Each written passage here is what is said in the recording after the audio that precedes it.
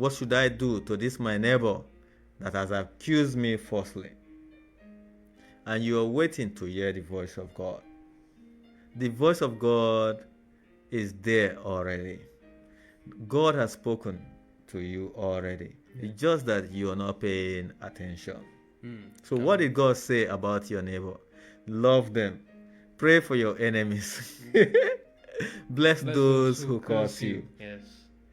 Pray Is for that- those who persecute you. Hallelujah. Hallelujah. Is that not the voice of God? Yes.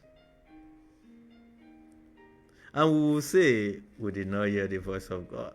So if my enemy curse me, I'll curse them back.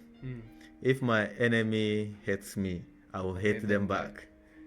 If my enemy is doing something wrong, I will destroy them.